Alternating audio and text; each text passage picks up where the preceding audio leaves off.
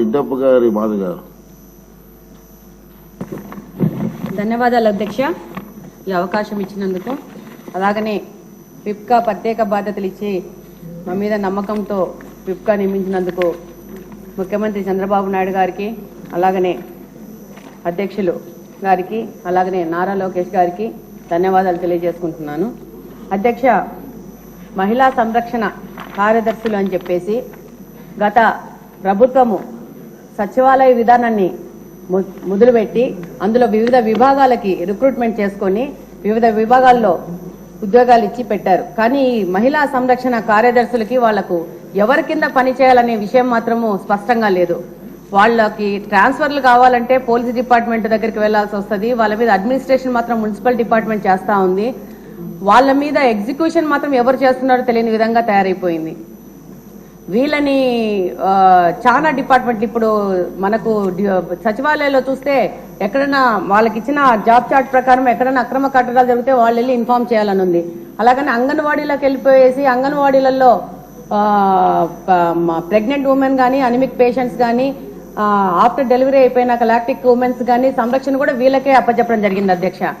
అలాగనే మనకు సొసైటీలో జరుగుతున్న మహిళల మీద జరుగుతున్న దౌర్జన్యాలు కానీ, వరకట్న వేధింపులు కానీ, అలాగనే పోక్సో చట్టం గురించి వాళ్ళకి అవగాహన కానీ, తప్పిపోయిన పిల్లల గురించి సమాచారాన్ని కానీ, అలాగనే వికలాంగులకు సంబంధించిన ప్రభుత్వం ఇస్తున్న పథకాల గురించి వాళ్ళకి సమాచారం ఇవ్వడం కానీ, అలాగనే బాల నేరస్తుల గురించి కూడా సరైన సమగ్ర నివేదికను అప్పచెప్పాలని చాలా రకాలుగా జాబ్ చార్ట్ ని వాళ్ళకి తయారు చేసి ఇవ్వడం జరిగింది. కానీ వాస్తవంగా ఈ రోజు సచివాలయంలో గమనిస్తే ఈ యొక్క మహిళా సంరక్షణ కార్యదర్శులు ఏం పని చేస్తున్నారంటే జిరాక్స్ మిషన్ లో పేపర్లు పెట్టుకుంటూ తీసుకుంటూ టైంపాస్ చేస్తున్నారు. కానీ వాళ్ళకి జాబ్ ఏంటి, వాళ్ళు చేయాల్సిన పని ఏంటనేది దిశానిర్దేశం లేకుండా వాళ్ళది ఒక పోస్ట్ వేస్ట్ అయిపోయిన విధంగా తయారైపోయింది. ఇప్పుడు మంచి ప్రభుత్వం, తెలుగుదేశం ప్రభుత్వం, కూటమి ప్రభుత్వం వచ్చింది. ఈ యొక్క సచివాలయ ప్రక్షాళన అనేది చేయాల్సిన అవసరం ఎంతగానో ఉంది. వీళ్ళకి వీళ్ళ డ్యూటీస్ అనేసి ఒకసారి ప్రభుత్వం ఆలోచించి వాళ్ళకి సరైన దిశానిర్దేశం ఇవ్వాల్సిన అవసరం ఉంది. దాని అధ్యక్ష, నమస్కారం అధ్యక్ష. శ్రీమతి విజయశ్రీ గారు. మినిస్టర్ గారు మీరు రిప్లై అవ్వండి.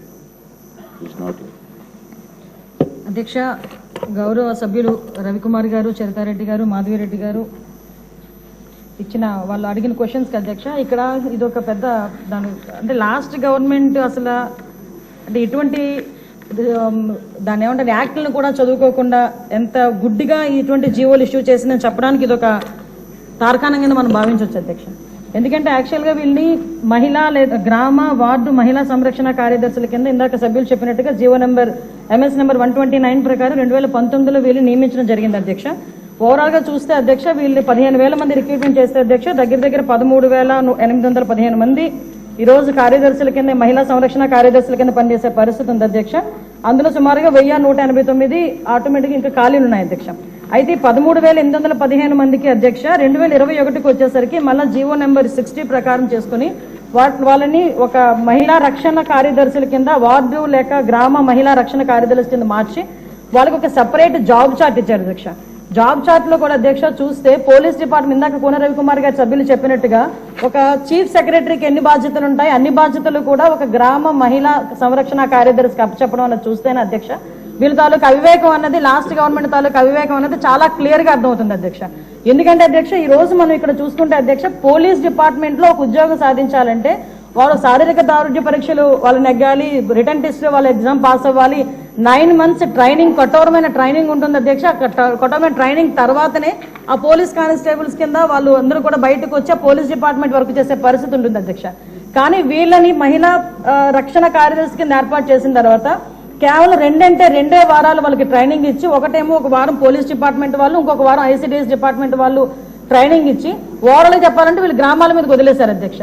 వాళ్ళు పంపించిన తర్వాత కూడా వాళ్ళకి ఇష్టాలు కూడా గ్రహించకుండా పోలీస్ డ్రెస్ కూడా వాళ్ళకి వేయటానికి ఇంచుమించుగా పోలీస్ యూనిఫామ్ కూడా వాళ్ళకి వేయాలి అని చెప్పి వాళ్ళు రిస్ట్రిక్ట్ చేస్తే వాళ్ళు కూడా దానికి భయపడి బాధపడి చాలా మంది కోర్టులకు వెళ్ళిన సందర్భాలు కూడా ఉన్నాయి అధ్యక్ష.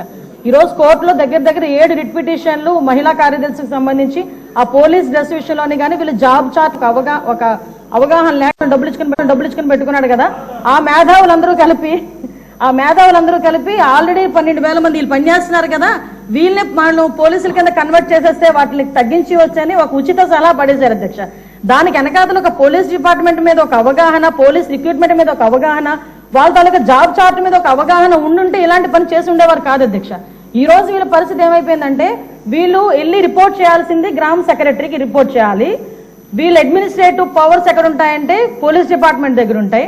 వీళ్ళకి జీతం ఇచ్చేదేమో ఎంపీడీఓ, లీవ్ ఇచ్చేదేమో ఎంపీడీఓ, మళ్ళా తిరిగి ఒకవేళ ట్రాన్స్ఫర్ అవ్వాలంటే డిపార్ట్మెంట్ కలెక్టర్ దగ్గరికి వెళ్ళాలి అధ్యక్ష.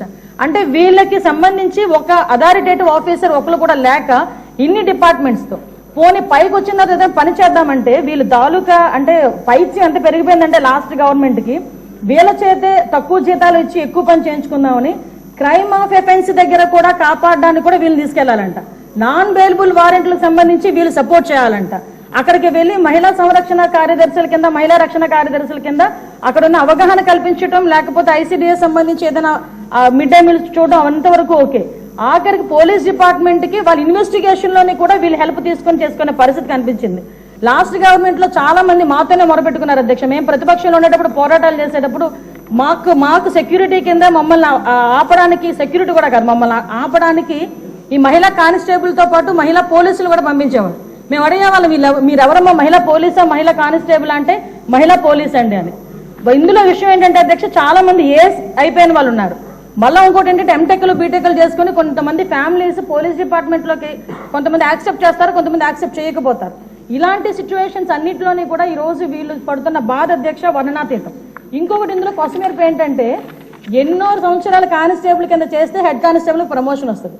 హెడ్ కానిస్టేబుల్ దగ్గర నుంచి ఒక ఏఎస్ఐ, ఎస్ఐ, సిఏ ర్యాంక్ వరకు వెళ్తారు. వీళ్ళు ఎటువంటి రిక్రూట్మెంట్ లేదు, ఎటువంటి శారీరక దృఢ పరీక్షలు లేవు, ఎటువంటి రిటర్న్ టెస్టులు లేవు, ఎటువంటి ట్రైనింగ్స్ లేవు. వీళ్ళకి కూడా మహిళా పోలీస్ దగ్గర నుంచి అప్ టు ఇన్స్పెక్టర్ వరకు కూడా వీళ్ళకి కూడా ఒక ప్రమోషన్ జాబ్ చార్ట్ ఇచ్చేసి ఒక జీవో కూడా రిలీజ్ చేశారు అధ్యక్ష. అంటే వీళ్ళు ఎంత అంటే అవగాహన లేదు.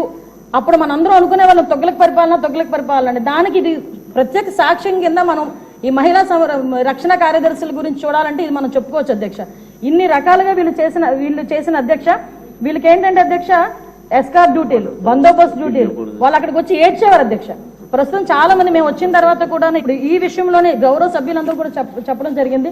వీళ్ళు పోలీస్ డిపార్ట్మెంట్ కి సంబంధించిన వాళ్ళ కింద ఉంచాలా, లేకపోతే ఐసీడీఎస్ లో మనం పంపించుకోవాలా, వేరే ఎవరికైనా ఏదైనా జాబ్ చార్ట్ ఇచ్చి సపరేట్ గా వీళ్ళు ఏదైనా మనం చేయాలా అనేది ఆలోచన చేసుకోవడానికి ఒక సుదీర్ఘమైన చర్చ అయితే జరగాలి అధ్యక్ష. మేము చర్చిస్తాం అధ్యక్ష.